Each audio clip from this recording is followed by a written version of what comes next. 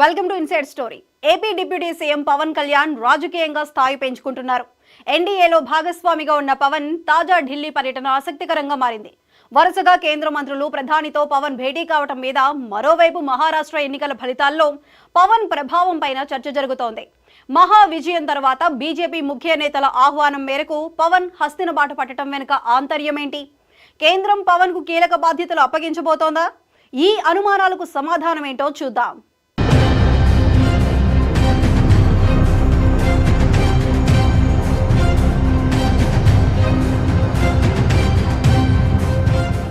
AP ఉప ముఖ్యమంత్రి పవన్ కళ్యాణ్ ఢిల్లీలో బిజీగా పర్యటించారు. రాష్ట్రానికి రావాల్సిన నిధులు, పెండింగ్ ప్రాజెక్టులు లాంటి అంశాల మీద కేంద్ర మంత్రులతో చర్చించారు. ముందుగా లోక్సభ స్పీకర్ బిర్లా ఇంటి వివాహ కార్యక్రమంలో పాల్గొన్న పవన్ కళ్యాణ్ ఆ తర్వాత రాష్ట్ర ప్రయోజనాలకు సంబంధించి ప్రధాని మోదీ సహా కొందరు కేంద్ర మంత్రులతో భేటీ అయ్యారు. రాష్ట్రానికి రావాల్సిన నిధులు, పెండింగ్ ప్రాజెక్టులు, ఇతర అంశాల మీద వాళ్లతో చర్చించారు. ఏపీలో గ్రామీణ రహదారుల అభివృద్ధికి ఏఐఐబి నుంచి తీసుకునే రుణంలో వెసులుబాటు కల్పించాలని కేంద్ర ఆర్థిక మంత్రి నిర్మలా సీతారామన్ కు విజ్ఞప్తి చేశారు. ఇందుకోసం బిల్లులు రియంబర్స్మెంట్ పద్ధతిలో కాకుండా ముందుగానే చెల్లించాలని అడిగారు.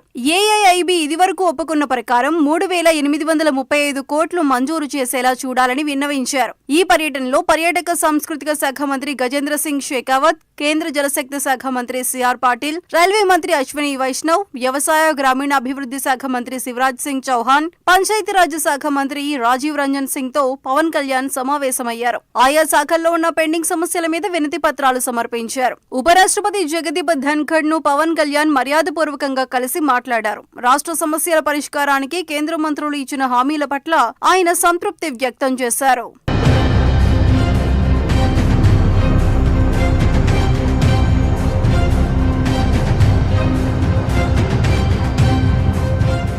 కేంద్ర మంత్రులను కలిసిన పవన్ ప్రధాని మోదీతో భేటీ అయ్యారు. ప్రధాని మోదీ, పవన్ కళ్యాణ్ మధ్య జరిగిన 30 నిమిషాల సమావేశంలో పలు కీలక రాజకీయ అంశాలు చర్చకు వచ్చినట్లు సమాచారం. రాష్ట్రంలోని ప్రస్తుత రాజకీయ పరిస్థితులు, కూటమి నేతల మధ్య స్నేహపూర్వక వాతావరణం ఎలా ఉంది, కూటమి ప్రభుత్వం అధికారంలోకి వచ్చిన తరువాత ప్రజలకు అందిస్తున్న పాలన తీరుతెన్నుల మీద మోదీ, పవన్ మధ్య చర్చ జరిగినట్టు తెలుస్తోంది. గత వైసీపీ ప్రభుత్వ వైఫల్యాలను కూడా పవన్ ఈ సందర్భంగా ప్రధాని దృష్టికి తీసుకువెళ్లినట్లు భావిస్తున్నారు. ఏపీ డిప్యూటీ సీఎంగా బాధ్యతలు చేపట్టిన తర్వాత పవన్ కళ్యాణ్ ఇప్పుడు రెండోసారి ఢిల్లీ వెళ్లారు. కొద్ది రోజుల కిందట ఆయన ఢిల్లీ వెళ్లి కేంద్ర మంత్రి అమిత్ షాతో సమావేశమయ్యారు. అప్పుడు మహారాష్ట్ర ఎన్నికల్లో ప్రచారం కోసం ఆయనను అమిత్ షా పిలిచినట్లు సమాచారం. ఇప్పుడు మహారాష్ట్రలో బీజేపీ కూటమి ఏకపక్ష విజయం సొంతం చేసుకున్నాక మరోసారి ఢిల్లీ వెళ్లడం విశేషం. ఆ క్రమంలో పవన్ ఢిల్లీ పర్యటన వెనుక కారణం రాష్ట్ర అభివృద్ధి నిధుల కోసమైనా, ఇంకేమైనా వ్యూహముందా అనే కోణంలో రాజకీయ వర్గాల్లో చర్చ జరుగుతోంది. కేంద్ర మంత్రులను కలిసిన తర్వాత పవన్ ప్రధాని మోదీని కలిసింది నిధుల కోసమా,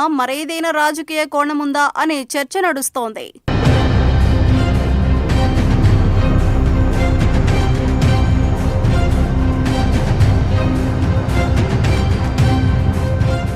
మహారాష్ట్ర ఎన్నికల ప్రచారంలో పవన్ కళ్యాణ్ హిందీ, మరాఠా, తెలుగు ప్రసంగాలతో జనాన్ని ఉత్తేజపరిచారు. అప్పటికే సనాతన ధర్మం మీద ప్రసంగాలతో జాతీయ స్థాయిలో గుర్తింపు తెచ్చుకున్న పవన్ మహారాష్ట్ర ఎన్నికల్లో బీజేపీ కూటమి విజయంలో తనదైన పాత్ర పోషించినట్టు పేరు తెచ్చుకున్నారు. నిజానికి పవన్ ప్రచారానికి ముందు మహారాష్ట్రలో బీజేపీ, కాంగ్రెస్ కూటమి మధ్య హోరాహోరీ వాతావరణం కనిపించింది. అయితే పవన్ టూర్ తర్వాత సీన్ పూర్తిగా మారిపోయిందన్న అభిప్రాయం అన్ని వర్గాల్లో కనబడుతోంది. 2 రోజుల పాటు పవన్ 10 అసెంబ్లీ సీట్ల పరిధిలో ప్రచారం చేశారు. ఆ 10 సీట్లు బీజేపీకి, దాని మిత్రులకు దక్కడం విశేషం. పైగా పవన్ ప్రచారం చేసిన సీట్లు చాలా వరకు కాంగ్రెస్ కు, దాని మిత్రులకు కంచుకోటలు. అక్కడ మరో పార్టీ గెలిచిన దాఖలాలు లేవు.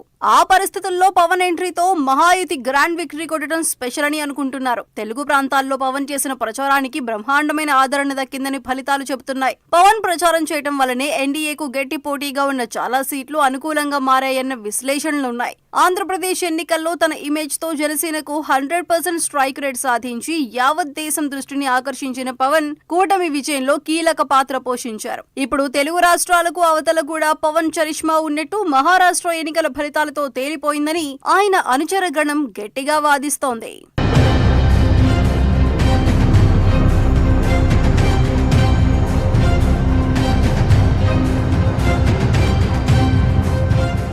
ఈ క్రమంలో సనాతన ధర్మ పోరాటాన్ని ఎంచుకున్న పవన్ కళ్యాణ్ ని ఢిల్లీ పెద్దలు స్వయంగా పిలిపించుకున్నారట. తిరుమల శ్రీవారి ప్రసాదం లడ్డూ తయారీకి ఉపయోగించే నెయ్యిలో కల్తీ జరిగిందని తేలిన తరువాత ఆయన సనాతన ధర్మ పోరాటాన్ని ఎంచుకున్నారు. ప్రత్యేకంగా వారాహి డిక్లరేషన్ ను విడుదల చేశారు. తమిళనాడులో డీఎంకే రాజకీయ వారసుడిగా పేరు తెచ్చుకున్న యువనేత డిప్యూటీ సీఎం ఉదయనిధి స్టాలిన్ మీద జనసేనాని విమర్శలు గుప్పించారు. దీంతో బీజేపీ తరపున హిందుత్వవాదాన్ని తమిళనాడులో వినిపించేందుకు పవన్ ఉపయోగించుకుంటారన్న అభిప్రాయం వినిపిస్తోంది. మరోవైపు జమిలీ ఎన్నికల మీద ప్రచారం చేయడానికి పవన్ సేవలను దేశవ్యాప్తంగా వాడుకోవాలని బీజేపీ పెద్దలు భావిస్తున్నారట.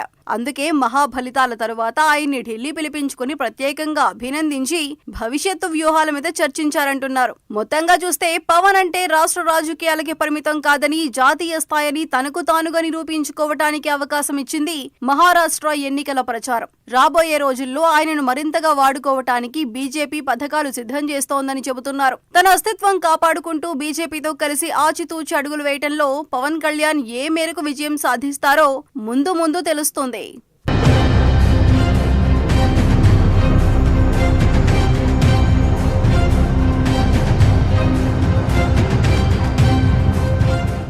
రివర్స్